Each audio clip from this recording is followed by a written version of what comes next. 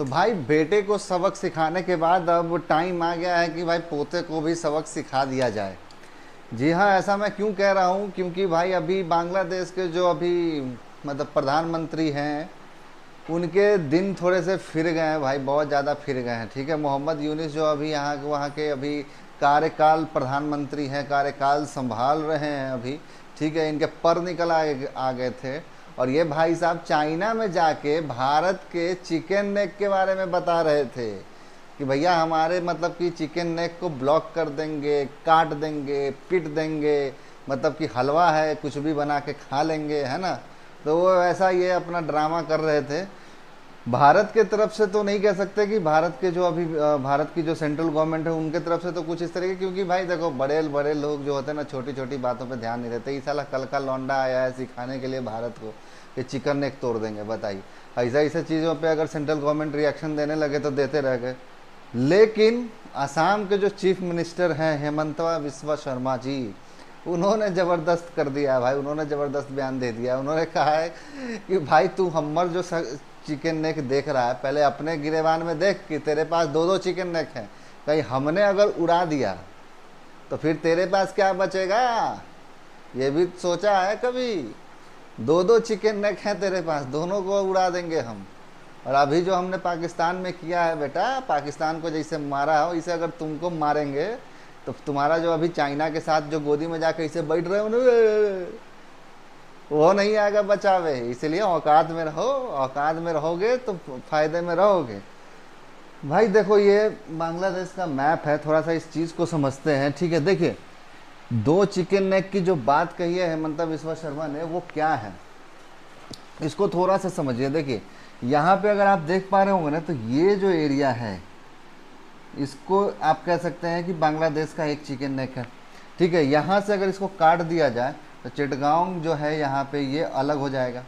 ठीक है, दूसरा जो चिकन नेक की बात कही जाती है वो ये कही जाती है, ये वाला एरिया रंगपुर वाला जो एरिया है, इसको भी यहाँ से काट के अलग कर दे तो ये भी हमारे कंट्रोल में अगर आ जाता है तो इससे बहुत फ़ायदा होगा भाई। टू बी फैक्ट अगर हम बात करें तो बहुत फ़ायदा होगा।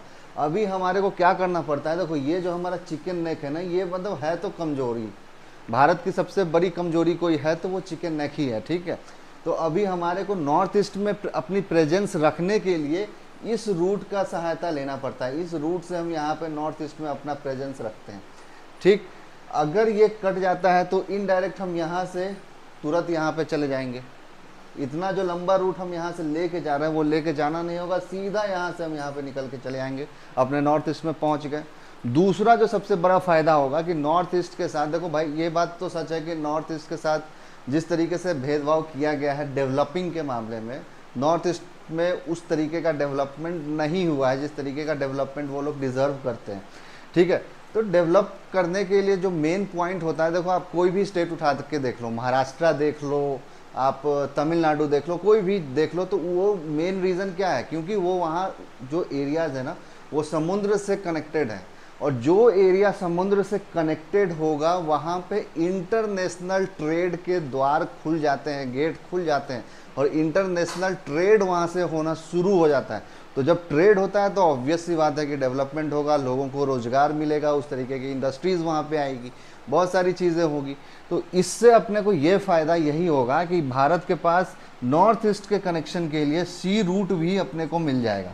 ये चेटगांव है और यहाँ से ये त्रिपुरा अपना शुरू हो जाता है। ठीक है, ये जो अपना है ये त्रिपुरा है, तो चेटगांव से यहाँ से त्रिपुरा आ गया और यहाँ से पूरा नॉर्थ ईस्ट अपना कंट्रोल में आ गया। तो यहाँ पे इंफ्रास्ट्रक्चर इस वजह से भी डेवलप हो सकता है। तो भारत सरकार अगर चाहे तो ये कर सकती है भाई, कोई बड़ी बात नहीं। पाकिस्तान को हमने जिस तरीके से मारा है ऑपरेशन सिंदूर में, आपको लगता है कि भारत के लिए ये कोई बड़ी बात होगी? भारत के लिए कोई बड़ी बात नहीं है, आराम से यहाँ से कर सकता है। और देखिए चाइना जिस तरीके से अपनी इन्फ्लुएंस दिखा रहा है, खास करके भारत के साथ सटे हुए जो भी पड़ोसी देश हैं, चाहे वो पाकिस्तान ले लो, नेपाल को ले लो, बांग्लादेश को ले लो, म्यांमार को ले लो, कहीं पे भी, श्रीलंका में तो ऑलरेडी अपना प्रेजेंस उसने किया और किस तरीके से किया वो सबको पता है।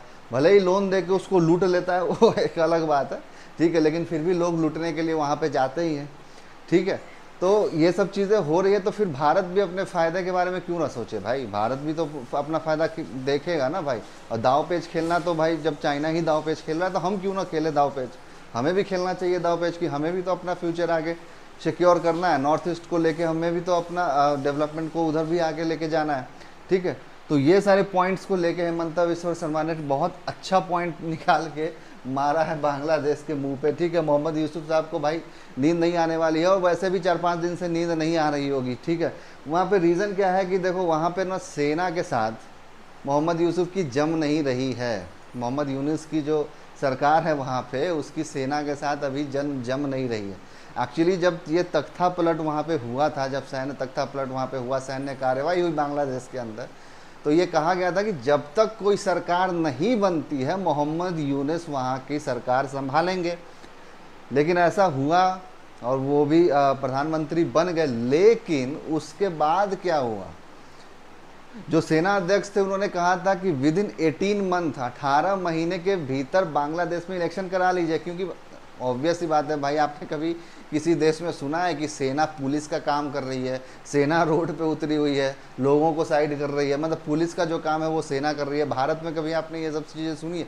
पाकिस्तान एक एक्सेप्शनल केस है, ठीक है। पाकिस्तान इकलौता ऐसा देश है जिसके पास आर्मी नहीं है, आर्मी के पास एक पाकिस्तान देश है, ऐसा बहुत सारे लोग कहते हैं, ठीक है। तो पाकिस्तान की आप बात छोड़ दीजिए, लेकिन बांग्लादेश के बारे में अगर बात करें तो वहाँ पे डेमोक्रेसी थी, वहाँ पे इलेक्शंस के थ्रू होते थे। लेकिन पहली बार वहाँ पे ये सैन्य तख्ता पलट हुआ था, जिसके बाद मोहम्मद यूनुस बने सरकार। लेकिन अब मोहम्मद यूनुस कह रहे हैं कि भाई इलेक्शन को लेके अगर हम पे दबाव बनाओगे तो हम इस्तीफ़ा दे देंगे। लेकिन अभी जो खबरें सामने निकल के आई है वो ये है कि मोहम्मद यूनुस जो है अभी अपने पोस्ट पे बने रहेंगे।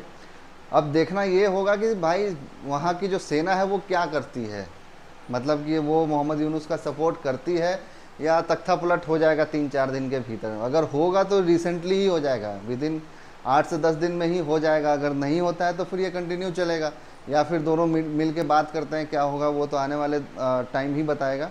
लेकिन नींद हराम हो रखी है मोहम्मद यूनुस की, ये बात तो सही है भाई। एकदम जो बोलते हैं ना ढोलक बन जाना, कभी इधर से बज रहे हैं, कभी इधर से बज रहे हैं, कभी इधर से बज रहे हैं, कभी इधर से बज रहे हैं। हेमंता बिस्वा शर्मा ने भी अब आके बजा दिया है, तो गंदा वाला इनके साथ हो रहा है केस, ठीक है। आगे क्या होगा वो देखेंगे। फिलहाल इस वीडियो में इतना ही। आपको ये वीडियो कैसा लगा? अगर वीडियो अच्छा लगा होगा तो लाइक ज़रूर कर देना, ठीक है। तो मिलते हैं अपने नेक्स्ट वीडियो में, तब तक के लिए गुड बाय, टेक केयर, जय हिंद।